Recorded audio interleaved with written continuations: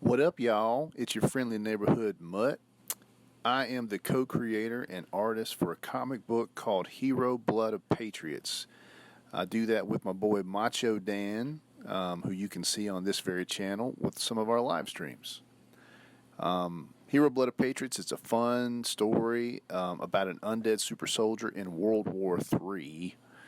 If you'd like to know more about that, you can connect with me on Twitter at Mutt-Man75 or Instagram at Mutt-Man Comics. Today I'd like to talk about hope. I recently watched a video by my buddy El Guapo. I'm going to link that video in the description so you can check it out too. He basically was talking about the new Kanye West album and how it brings up all kinds of questions about media culture and culture in media in our culture.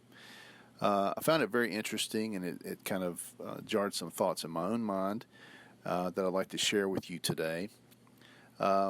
Before that, I just wanted to introduce what I'm working on. This is a page from Hero Blood of Patriots. I'm inking it, so enjoy that. And if you have any questions about Hero or the storyline, definitely hit me up. So, hope in regard to what we create, I think is very important.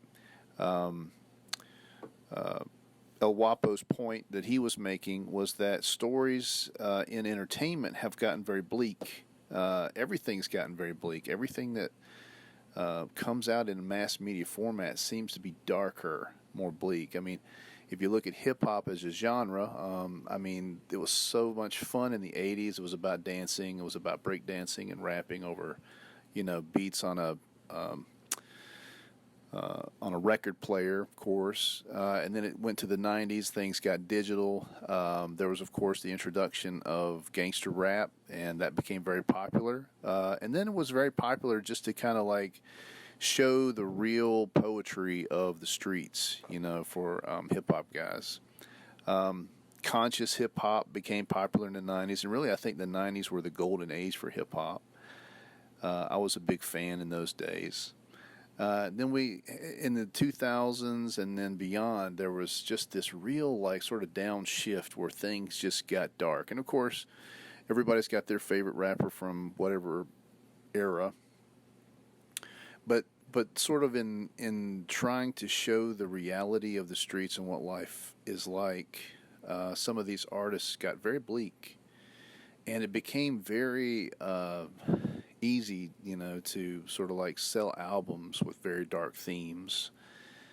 And now Kanye is really trying to bust away from that, get away from that, and just make it, he sort of like just did this complete 180 where instead of his music being about anything like that, he's focusing it completely on his spirituality, in this case Christianity, which is the name of his new album, Jesus is King.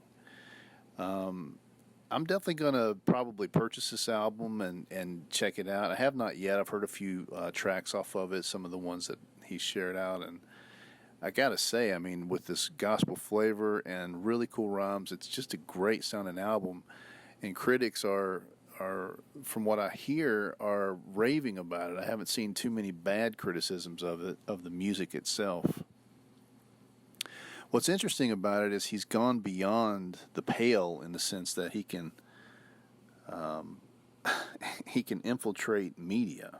Kanye as an artist sort of has the clout to where he can infiltrate media. So I'm on the Jimmy Kimmel show, so I'm on another late night show. And in the context of Kanye, of course, they know they'll get the views. But as he is talking and presenting this music, it's very evangelical, in the sense that it's, hey, everybody can do what they want to, but you should try Jesus. I tried Jesus and it's working for me. So, I'm a Christian man, and I can definitely appreciate that evangelical outpouring and, going out to the masses and doing Sunday services and all that kind of stuff that he's been doing. And I'm sure you've seen all about it. How that relates to comics is this. There has to be a redemption story. There has to be a story that emanates hope. And so much of what we've seen in comics has has really kind of, I think, mimicked a lot of what happened to hip hop, which was that it was had sort of its heyday in the 80s. It was a lot of fun in the 90s, but as things got digital and more people and artists and writers sort of got into it, especially in the independent scene through Image and beyond, there was just a lot of darkness. Honestly, it was just very dark. A lot of stories that just resonate darkness, and of course, people who love comic book stories, they want to be taken seriously. And one way to do that is to tell anti-hero stories and to tell sort of, grim stories. Some of those interpretations of storylines are fantastic and amazing and timeless, like Watchmen, and Frank Miller's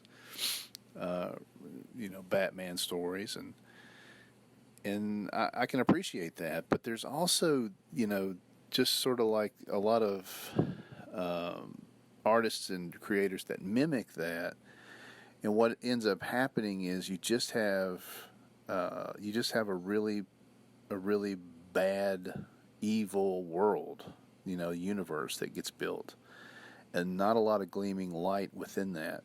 And when you do put sort of a gleaming light, hopeful type of character in it, a lot of times right now it's sort of treated as a joke. And so what I'm hoping to bring to the table with my stories is a real sense of hope, a real sense of redemption, where we sort of like take our characters through the ringer and make things really difficult for them, but ultimately, not only do they triumph, but you have this really satisfying sense that we've kept the hope through the entire film. The reason that everybody hates The Last Jedi is because you see Luke Skywalker, who was the most hopeful character in the original trilogy, become this soured, negative old man, and nobody believed that about him. He was the most hopeful character. He carried hope throughout 3 films, and that's why those 3 films are great, because ultimately, as long of a shot as it was for success, there he was in the Death Star, working through the redemption of his father, Darth Vader. So redemption and hope has to be a part of our storytelling. It's got to be. If it's not there, there's not enough, cool guns, dark, gritty humor. There's not enough of that to make our stories good. You've got to be able to tell a story where you can talk about what's the most important thing and why it's important. I've watched a couple interviews with Kanye, and he keeps talking about how important family is, and that has been a big differentiator for him in his own spiritual journey. And family is one of those things that has really gone through a lot of, hits. And honestly, that's why I don't think Fantastic Four is working, because the people that are creating Fantastic Four in the modern times don't understand family very well. And that's why you got to that's the element that you got to have. That's part of the hope. The hope is that as crazy as things are, we've still got each other. We will triumph over, this amazing, terrible tragedy, because we have hope. It's about family. It's about friendship and loyalty. Those are some great things that we have to hang on to as we're creating these things. We can't get so far out into the darkness that we kind of forget what these stories should be about. So I guess that's my challenge, My challenge is that I got to keep hope, and I got to keep redemption, and I got to keep family, and I got to keep, love, really, as a central theme in my story that opposes all of the harsh, grim stuff that I love to draw. So I was inspired a little bit. Just wanted to make this video and talk about these things, and hope you guys are, doing well today. But anyway, thanks for watching, and I'd love to hear what you think about this. What do you think? Do you think there's enough hope in comic book stories? Do you think that we could focus a little bit more on the goodness of family and friendships? I try to respond to every single comment, so please feel free to comment. And again, if you want to connect with me, you can on Twitter at Mutt-Man75 and also on Instagram at Mutt-Man Comics. Thanks for watching.